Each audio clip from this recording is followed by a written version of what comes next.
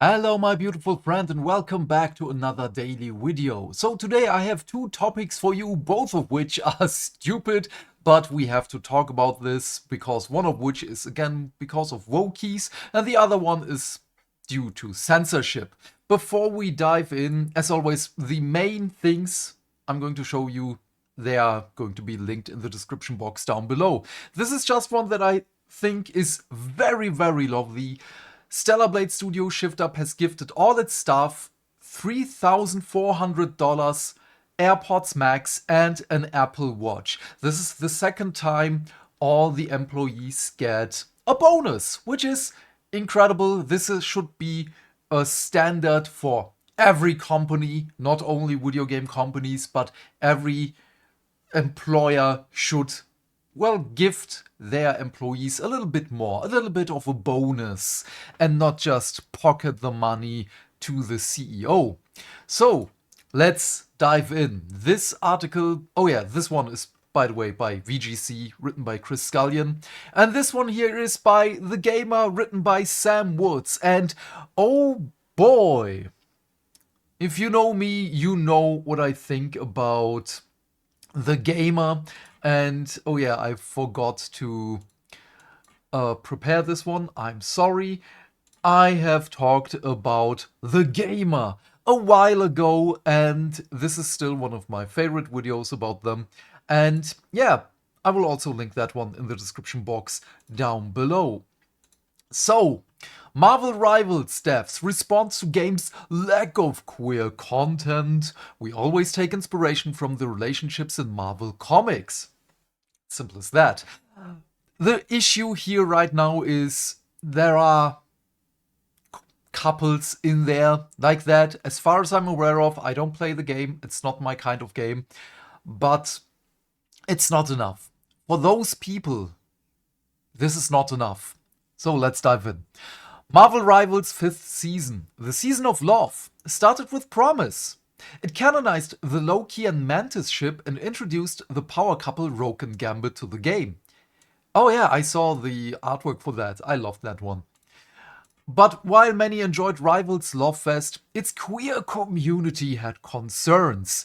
I mean, the queer community, which is not representative for the real queer community, always have concerns. And even when their things are met, when everything they want in a game is in the game, it's not doing well. So stop it.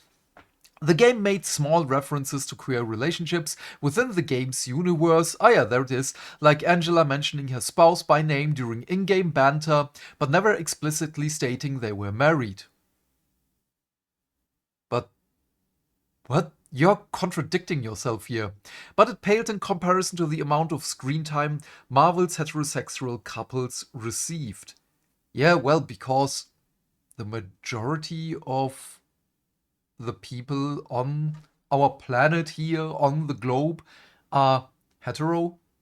So you're catering to the people who are paying you money. They want to see these things.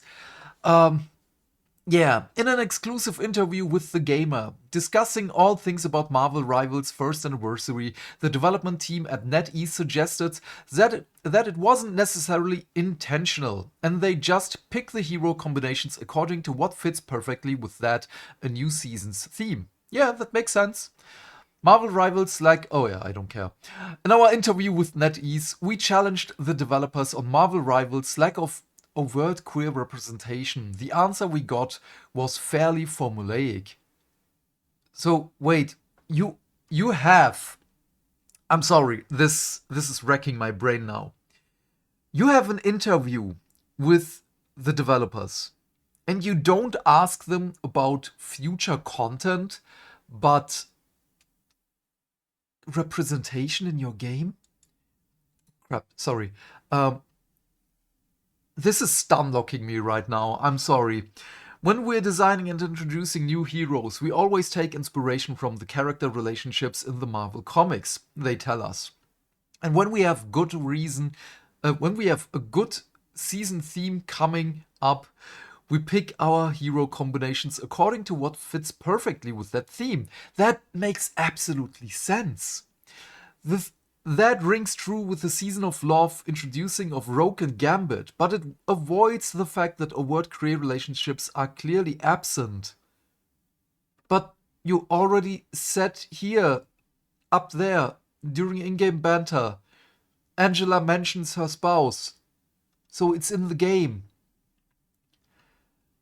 So this is a lie. Unfortunately, due to the nature of the interview being a one-shot email, we couldn't quickly follow up on the question. However, we have sent a follow-up requested based on this. Oh my god, what is happening? Why is this? Why is this a thing? I don't understand. So, Rivals features many prominent LGBTQ+. Also, by the way, I heard a couple of weeks ago, GLBT sounds way better. Oh my god. Why do we say LGBT? This sounds like food item. GLBT still sounds like a food item, but GL sounds better than LG. Also because of, the company. But yeah. Including Angela Magic, who identifies as pansexual, Loki, who is gender fluid, yes, also in the myth. So not Marvel, but the, let's just say, real world myth. Loki did a lot of things. Loki is the mother of Sleipnir and the father of Fenrir. So yeah, make of it what you want. And Star-Lord, who's both bisexual and polyamorous. Yeah. And also, every time I see someone play the game, there is always a Star-Lord around. None of this has been explored within the confines of the game, though, because it's not the focus of the game. The game is a hero shooter. The game is not, I'm going to explore what I like in other people. The wider Marvel comics universe features many more queer characters than those listed above, including Miss America, Valkyrie, and Iceman, all of whom are part of the GLBT community. Nettie's confirmed to me that it is always in touch with the Marvel team, so there's always a chance that company will request the inclusion of more queer characters, but for now, the Rivals team seems a little blasé about the whole thing. Okay, yeah. You're stupid, man. I'm sorry. I don't want to say this because I don't know you, but this is terrible. This is really, really terrible. Also, again, I'm not that often on X, but I had to Google it, and we have this. In a recent exclusive conversation with The Gamer, NetEase explained that the game's limited queer representation is tied to ensuring each season stays aligned with its core theme. The studio emphasized that character choices are made based on how well they fit the seasonal direction, stating, yeah, and we already read that one. Yeah.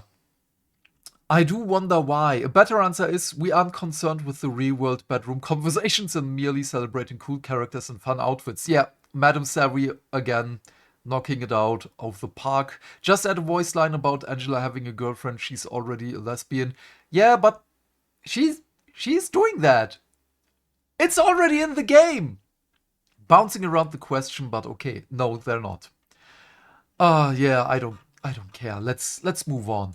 We have Brown Dust 2. If you're not aware of Brown Dust 2, I don't know the game, but I don't like censorship. So if you've been following me for a while, you know I'm against censorship as long as it complies to regional laws. Like, you cannot show skeletons in China and stuff like that. Then you, of course, have to censor it. But we have a lot of spicy games with spicy assets and other things that are being shown. And yeah, well, if you're at a certain age, obviously we're gonna look at it. I mean, there is a phrasing that says sex sells. It worked in the 80s. It worked in... No, even earlier than that. Oh my god. The origins of...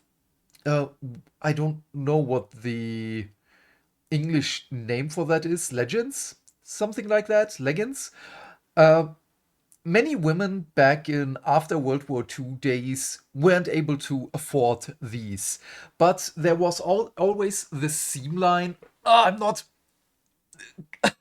I cannot move like I want to. It always had a seam line in the back of your leg. And again, the women or families who were not able to afford these, they painted it on their legs because it made them more attracted. More attracted. I'm sorry. It made them more attractive for women. Damn it! What is wrong? I'm sorry. It made them more attractive to men. So now I have it, and yeah, it is a thing that it is in our biology. Why are we fighting it? Because people who themselves are unattractive, that look like Warhammer Old World Swamp Hacks or Monster Hunter Wilds Uthduner, they don't want other people to be attractive, so they're trying to censor it. And we have here Brown Dust 2 devs are doing the meme. I have made more Brown Dust 2. Yay, I love it, can't wait for woohoo. Then we have the single person here. I don't like Brown Dust 2. You're a bad person if you do not address the fact that I do not like Brown Dust 2. I have made changes to it. That's not longer the game we wanted. I'm going to look for a different thing. And then we have the developer. Will you buy the game? I never had any real interest in the game. Yeah, and that's absolutely true. We see this all of the time. Just look at Concord, just look at Dragon Age the Whale Guard, which, by the way, you can buy in certain retailers, at certain retailers for, in Germany we say von Apfel und ein Ei, which translates to an apple and an egg. It's basically nothing. They throw it after you because they don't want it to sit on shelves. It's that bad. And then we have here the official site. They already talked about this. They are going back on it. We have here, because I just typed that in, Brown Dust 2 just clapped back so hard against censorships, reverted all changes, different clients instead of full censorship. Something that I love. And we have here a summary. No censorship. They decided to take back all the censorship and will not fix anything. Slap pop stays. I don't know what that is. Apparently that's a minigame. But yeah, we have also this one here. This is the translation. After thinking deeply about this again over the weekend, I've come to a conclusion and I'd like to share it with you. Regarding this situation, there will be no design changes made to any characters or any costumes that were discussed. Thank God. All previously mentioned characters, including this one here, will be kept exactly as they are now, and no content, including slap slap tap, will be removed. This decision is not temporary or provisional. It is the final policy that will be maintained throughout the entire service period of Brown Dust 2. Beautiful. This is exactly what I want to see. But probably because they saw that people are uninstalling the game, people are moving away, and yeah, there is no money coming in. That's probably the reason. This is the original version of the Prestige skin, and I like to address this as well. Oh yeah, this is from the live stream, and they probably have just shown something. Judging content should ultimately be a matter of personal choice. It was not the right decision for the development team to be the first to suggest a purchasable, collectible prestige skin. I think I lack the courage to stand firm on this. Okay, I don't understand that one. But yeah, I will share this one as well in the description box down below. I love that. Wait, where is it? No. Yeah, that Brown Dust 2 official went back on the censorship. Apparently they're going to do it as a regional thing. Again, something that I'm absolutely standing behind. Don't break the law in specific regions. Again, the skeleton China thingy, which I don't understand. But I don't have to understand. I don't live there. I don't care. They can do whatever they want. But yeah. Also, I want to show you this. Marvel Rivals on Steam. If you are not happy with representation with the GLBT community in the game, there's still about 100k people playing it every day. So you have enough people playing it, you have enough people paying for the game. And if not, you can still play Overwatch. This is, again, just the Steam charts for Overwatch 2. Oh my god! But still, about 38k people are playing it on a daily basis. So you still have people to play against, to play with. So just go there if you want that. But I also think that many people have a sunk cost fallacy in there. They already spent a lot of money in there. And this is a paid game, by the way. Marvel Rivals is for free. So, yeah, I just wanted to talk about these things. It's really stupid to, to demand more GLBT in Marvel Rivals. It's not the focus of the game. Again, it's a hero shooter. Don't insert yourself into these games. Don't be the stupid woman who tried to insert herself into Tomb Raider and changed Lara Croft. I forgot her name. She also ruined the Witcher spin-off series and something else, but I forgot which one. That one, but we're not going to talk about that one. That's really, really stupid. But yeah, please leave your thoughts and questions in the comment section down below. I am keen to know what you have to say. And while you're here, please remember to do all the things that make the dings. Why? Because that way we can build a bigger community and talk more video game news every day. And by that, I of course mean like and subscribe. And if you want, you can share this video with your friends. And please turn off YouTube's restricted mode. Otherwise, have a great day, my friend. Stay fantastic, stay hydrated. And I will see you, hopefully, today in our Resident Evil 7 live stream. Last week was terrible. Or I will hopefully see you tomorrow with the next video. Bye, bye, bye.